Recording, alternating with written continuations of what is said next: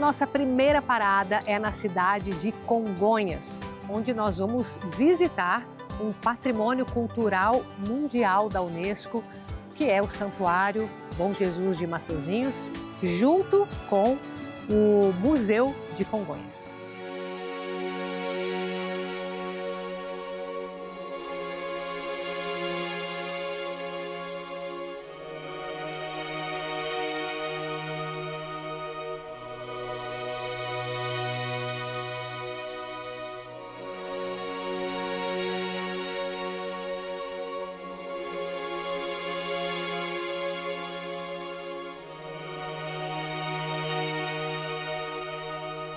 A fé católica chegou em Minas Gerais com os colonizadores, sobretudo os bandeirantes, ali no fim do século XVII, que procuravam ouro, metais preciosos, pedras preciosas. Era sempre a notícia que nessa região das Minas havia muitas coisas destas, de pedras e ouro. Então, as bandeiras, as entradas que vieram aí no fim do século XVII, com elas vieram também os padres, havia capelães para estas bandeiras e o povo que vinha também, os colonizadores eram católicos, então formavam pequenas comunidades, começaram a construir as primeiras capelas, por exemplo, de Raposos. Depois a região de Mariana, foi ali, Mariana, Ouro Preto, naquela época Vila Rica, ela foi se desenvolvendo muito com construções de capelas, construções de igrejas e a comunidade católica que foi se organizando, porque esses colonizadores, eles todos eram católicos, eram de um país católico, portugueses, a fé católica, a religião oficial em Portugal, o padroeiro de Portugal é Santa Maria. Então todo esse pessoal vinha trazendo consigo não só uma cultura e não só um interesse comercial, mas também a fé. Assim a fé católica chegou em Minas Gerais.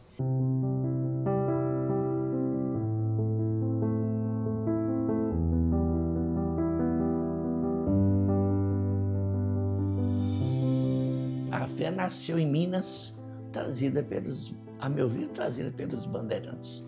Deus teve o seu projeto, Eles fizeram com que a fé se espalhasse.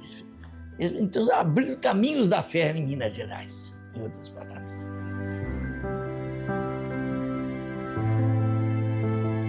O Santuário Bom Jesus de Matosinhos foi construído entre 1757 e o começo do século XIX. Preserva obras-primas do Barroco Mundial, inscrito no Livro Tombo de Belas Artes pelo IPAM em 1939. É Patrimônio Cultural Mundial da Unesco desde 1985. Guarda o maior conjunto de obras de Aleijadinho, monumento de fé esculpido em pedra. As esculturas dos 12 profetas em pedra-sabão, as 6 capelas com cenas da Via Sacra. Meu nome é Wanda e eu tenho um testemunho de Jesus das Santas Chagas. Eu fui atropelada, fui entubada, fiquei 46 dias entubada e durante esse tempo o quadro de Jesus das Santas Chagas, que até então era da minha sobrinha, ficou na minha casa esse período todo. E quando eu saí do hospital, os médicos disseram: pode comemorar 2 aniversários que você nasceu de novo, que eu fui atropelada por uma moto. Aquela moto maior, que eu agora esqueci o nome. Então ela me mandou mais de 5 metros de distância. Então usei traque, fiquei entubada. E graças a Jesus das Santas Chagas, eu estou aqui. É graça recebida e graça testemunhada. Toca o sino, sacristão.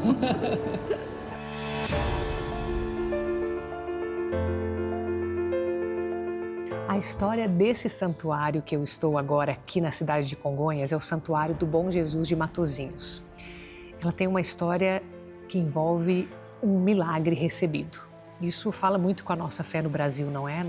Em Minas Gerais, mas no Brasil inteiro. Essa fé que acredita verdadeiramente que Deus ele pode curar. E tem este senhor de nome Feliciano Mendes, que é da região de Portugal, região de Guimarães, e ele recebe uma cura do Bom Jesus, de Matosinhos, que era a devoção que ele tinha nessa região de Portugal, por isso que leva esse nome. E quando ele recebe essa cura, como que ele paga essa promessa construindo esse santuário aqui. Então você vê que na época que foi construído, a data é de 1757, mas ele vai até o século XIX construindo, ali pedindo para o povo ajudar, com esmolas mesmo, né? Saindo na rua pedindo com o ajudante dele. E aqui uma obra barroca lindíssima, porque o famoso Aleijadinho tem as suas obras aqui, né? Inclusive foi a última obra da vida dele, como eu falei. Pinturas aqui, né? Quase que lembra a Capela Sistina, então vale a pena demais visitar. E o local que nós estamos, né, rodeado por montanhas, que a gente vê muito em Minas Gerais. Então, um local assim de muita espiritualidade, onde é possível caminhar, contemplar, participar de missa, enfim, vale muito a pena conhecer um pouco mais dessa história, até porque as pessoas visitam muito aqui no que eles chamam de jubileu, que é todo ano em setembro, né? Muita gente vem aqui até esse lugar para visitar, porque ele é um patrimônio cultural e mundial da Unesco, isso desde 1985. Então, até isso acaba protegendo muito mais o patrimônio, acaba conservando muito mais algo que é tão antigo, né? Então, é espiritualidade, arte voltada para aquilo que é sagrado, né? Arte sacra.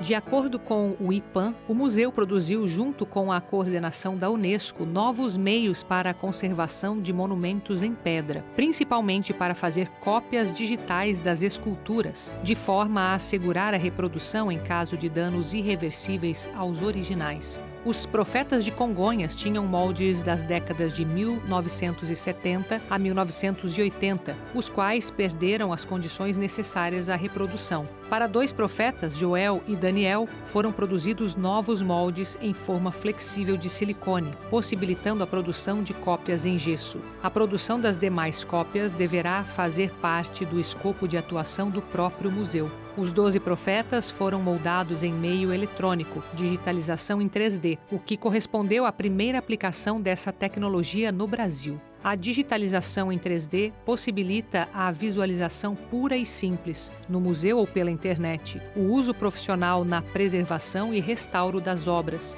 o monumento do estado de conservação das peças frente à ação do tempo, o estudo minucioso da obra, além da produção de réplicas com grande precisão.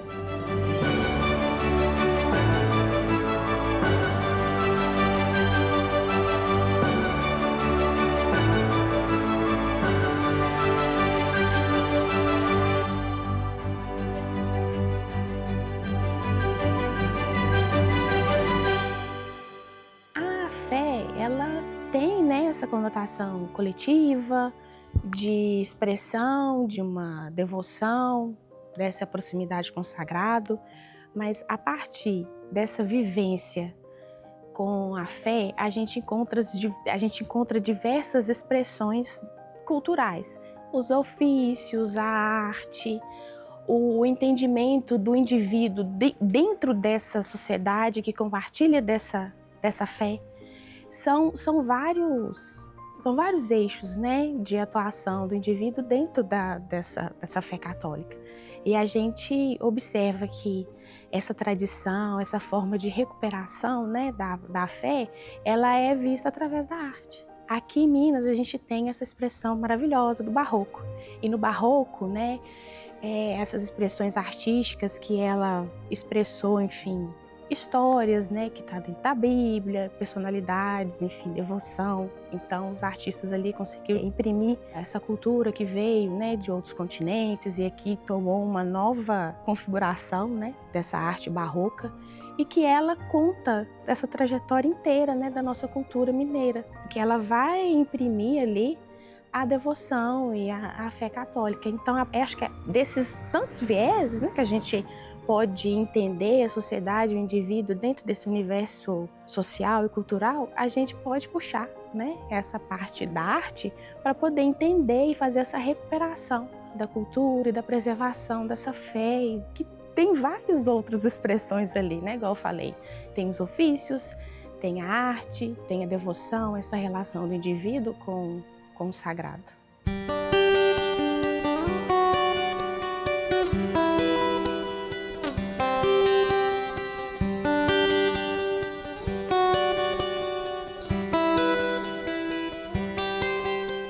Aqui na cidade de Congonhas, nós estamos mais ou menos a 80 quilômetros de Belo Horizonte, para você se localizar.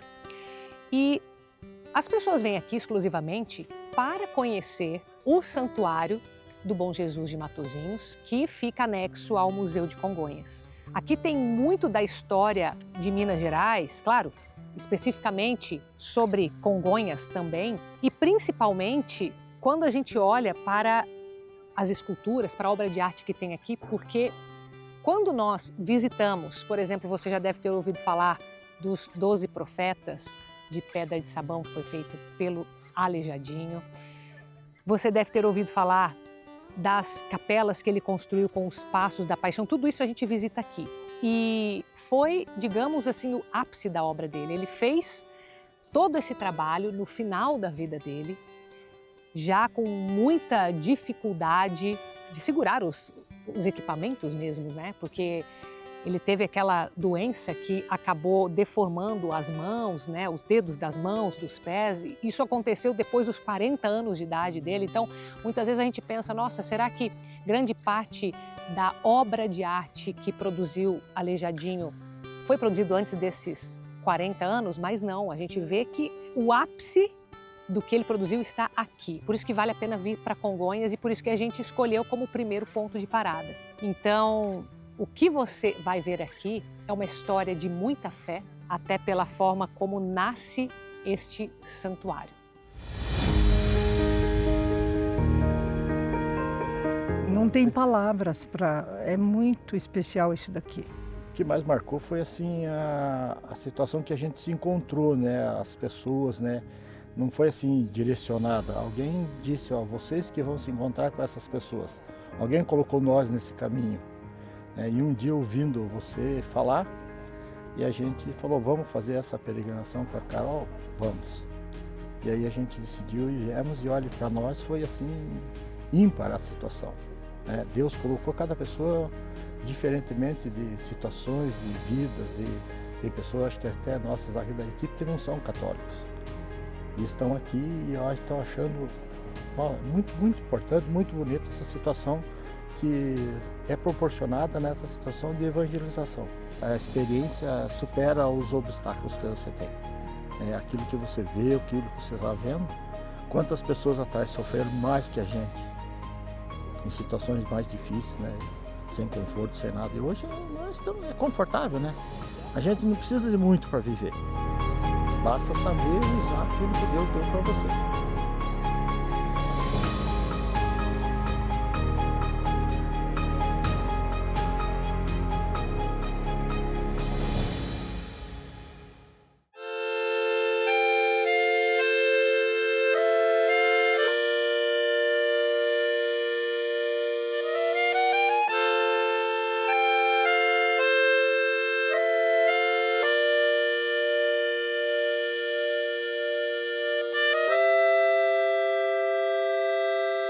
A cidade mariana, ela foi fundada em 1711 e recebeu o nome de Mariana em homenagem à mulher do rei de Portugal, né, a rainha, esposa de Dom João V, que se chamava Maria Ana d'Áustria. Então recebeu o nome primeiramente recebeu o nome de Nossa Senhora do Carmo, Ribeirão do Carmo, né? Depois recebeu este nome.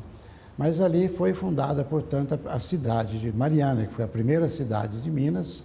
Naquele tempo ainda era vila, né? Então a vila do Ribeirão do Carmo foi fundada em 1711. E já foi criada toda a estrutura de um município, né? Ali, portanto, foi se desenvolvendo muito, não só a cidade como tal, como a fé católica. E a primeira diocese, então, de Minas vai ser criada em 1745, na cidade de Mariana. Aí ela passa a ser cidade, porque no tempo da colônia só podia ter o título de cidade onde houvesse um bispo. Antes era vila. Tanto Vila Rica era uma capital, mas era vila.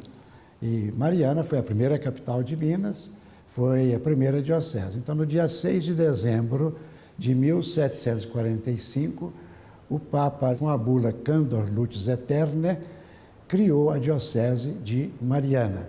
E juntamente com esta criação, criou também a diocese de São Paulo e duas prelazias, a de Goiás e a do Mato Grosso. Essa bula, portanto, é muito importante na história do Brasil e na história da Igreja no Brasil, porque ela é uma bula que tem, né, um efeito muito grande em 4 circunscrições. E, portanto, em Minas, foi com a construção da Diocese de Mariana.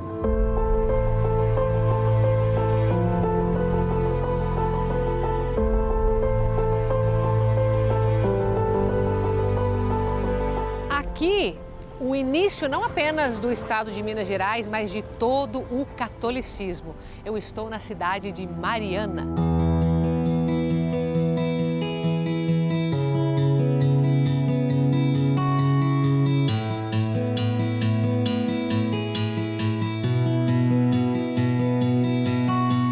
Moro aqui em Mariana há muitos anos e venho dedicando agora, né? Tem uns 4, 5 anos que eu dedico ao artesanato e estou gostando, que é um investimento que você tem um retorno, né? E é uma ocupação também, né? E você está trabalhando, investindo na cultura da cidade, no barroco, no rococó. Então eu venho estudando o artesanato e futuramente já estou estudando outro lado também da escultura, do entalhe, para ter um valor melhor também no mercado, né? No mercado e dando valor também para a nossa história. Isso é um artesanato que foi desenvolvido através de um entalhe, de um oratório, né? É um oratório barroco que representa as nossas características do nosso trabalho aqui em Mariana. A gente segue essas características, entendeu? Que é mais fundamental, que aprofunda o lado cultural e o lado da nossa história, né? Que surge há mais de séculos.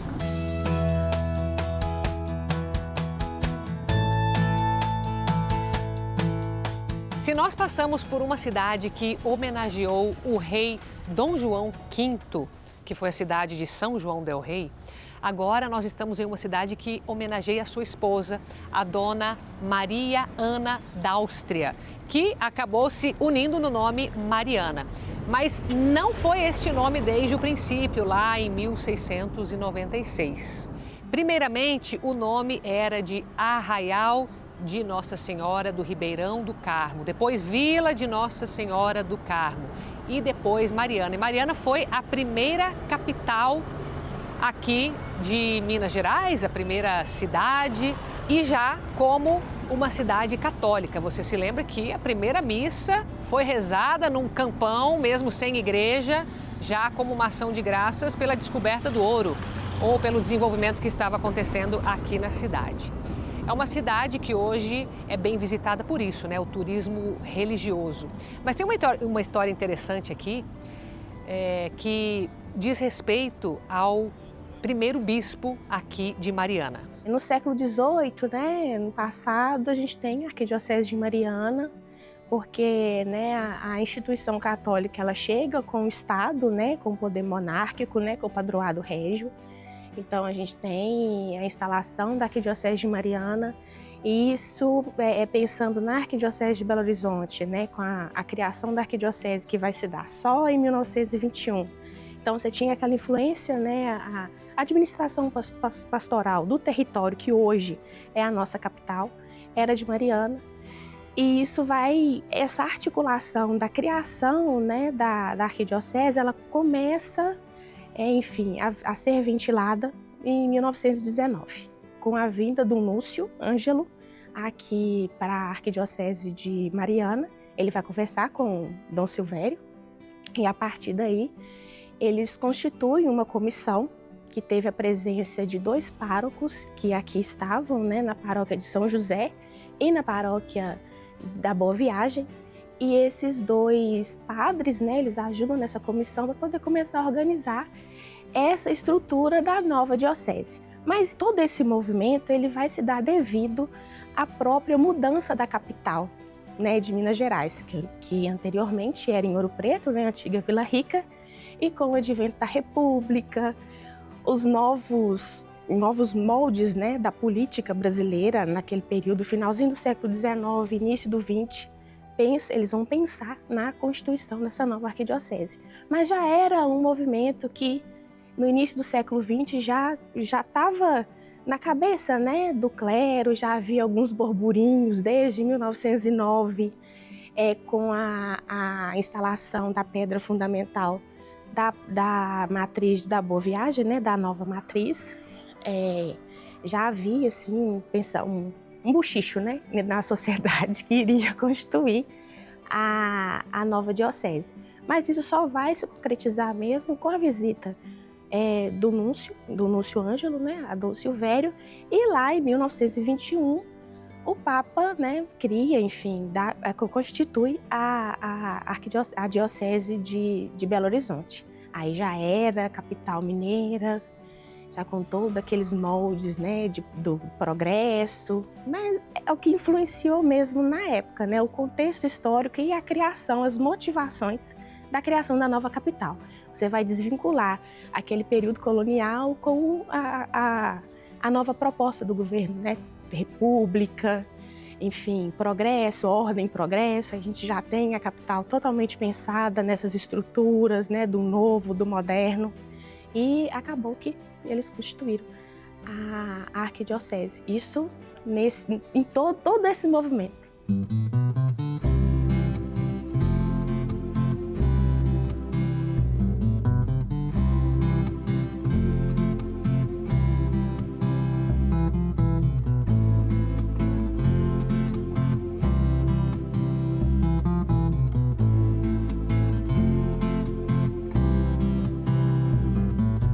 Eu quero contar algo assim que faz parte da história e que eu diria já é um desbravamento aqui que envolve a cidade de Mariana, porque o primeiro bispo, Dom Frei Manuel da Cruz, ele sai do Maranhão até a cidade de Mariana no lombo de um cavalo.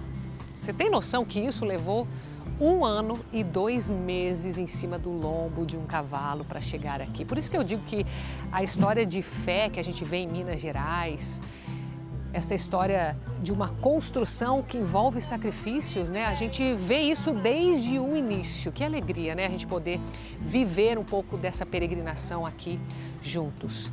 Então, Mariana, um ponto certamente para você incluir aí, ó, os seus pontos a visitar, até porque esta cidade é patrimônio nacional.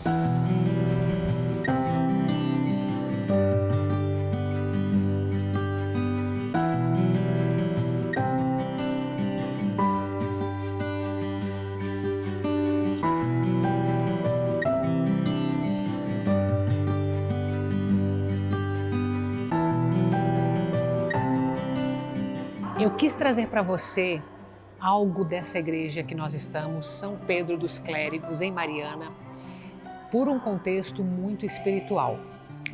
Ela foi construída em um morro, que era o morro onde aconteciam os enforcamentos. E se você se lembrar, o primeiro bispo de Mariana, Dom Frei Manuel da Cruz, que veio para cá, instituiu aqui praticamente a religião católica, foi ele que decidiu construir aqui nesse local a igreja. Justamente para que a gente pudesse trazer essa espiritualidade, essa fé no lugar de um monte em que as pessoas estavam ali padecendo, não é? Então isso chama muita atenção.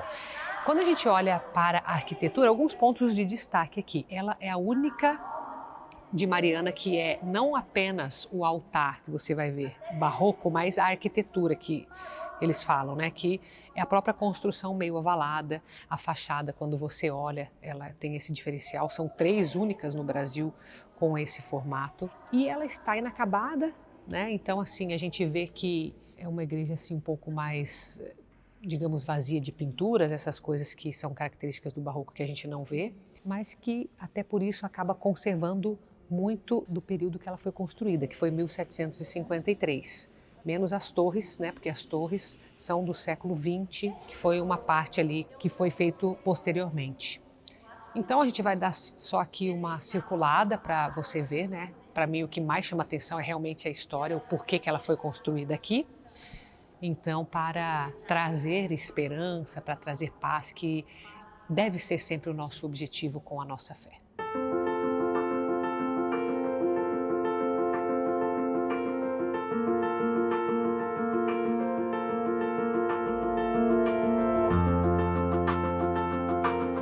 Hoje foi um dia que nós vivemos muitas experiências juntos, como um grupo. Nós pudemos ter momentos de espiritualidade, pudemos rezar o Santo Terço. Foi dia de estrada, contemplando também muito a natureza. E assim a gente finaliza o dia. Vamos comer também como família.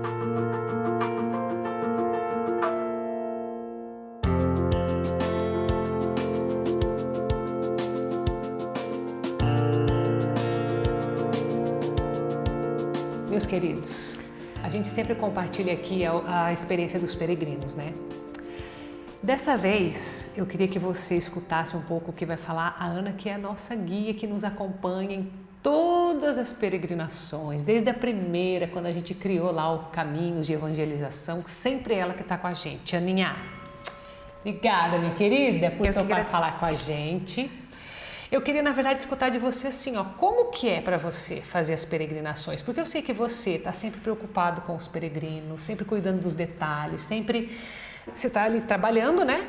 Mas ao mesmo tempo eu observo que você, sempre que possível, está vivendo espiritualmente. Eu tenho essa impressão certa ou não? Certíssima. Assim, o trabalho em si é sempre uma certa atenção, porque tem que dar certo. Tem que dar certo do início ao fim, desde o preparo até o momento que a gente se despede, tem que ser o mais próximo da perfeição possível. Mas como você bem falou, sim, eu tento em todas as viagens me colocar no lugar de peregrina também. E a cada peregrinação é um aprendizado. Não tem como sair de uma peregrinação, de uma jornada com você, sem levar algo para casa. Então, me colocar como peregrina, eu acho que é meio que paralelo, trabalhar e peregrinar. Porque ao mesmo tempo que eu estou sendo peregrina, eu estou trabalhando e vice-versa. E o peregrino também, eu acho que uma das funções também é cuidar, né? A gente faz a nossa dinâmica do anjo, somos anjos um do outro. E eu não deixo de ser anjo de todo mundo. E esse cuidado também faz parte do peregrino. Então, meu coração também sempre aprende, sempre se alegra e sempre volta mais recheado. Ah, que legal. E o que mais te marcou nessa viagem, então? Você como líder nossa, mas também como peregrina? Olha, nessa viagem, primeiro, ter comemorado o meu aniversário. Que é no dia de Nossa Senhora das Graças. Nossa Senhora das Graças. Foi, assim, um grande presente. E agora, na despedida, na entrega dos certificados, que a peregrina chegou até mim e agradeceu. É a primeira peregrinação dela, primeira viagem em grupo, e ela me agradeceu emocionada, dizendo que ela aprendeu muito comigo. Olha então, eu sigo fazendo o meu trabalho, eu não sei o impacto que isso vai ter. E quando eu tenho um retorno desse, não tem dinheiro que pague. Esse é o melhor presente que a gente pode ganhar. Então, isso me marcou muito. Que legal. Obrigada, então, por compartilhar e obrigada por fazer parte da nossa caminhada, sempre juntas aqui, nesses caminhos de evangelização. Obrigada também por nos apoiar, como o Libermundo também, que você também fala em nome deles, né? Que é essa parceria que a gente mantém, que é tão importante, porque afinal, cada um fazendo a sua parte, é assim que a gente se une e faz acontecer, né? Exatamente. Muito obrigada, tá? Eu que agradeço. E obrigada a você também que nos acompanhou até aqui.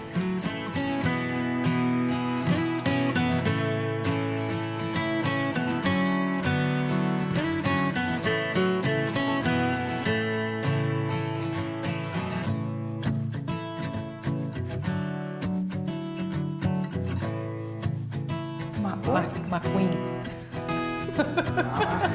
Estamos falando.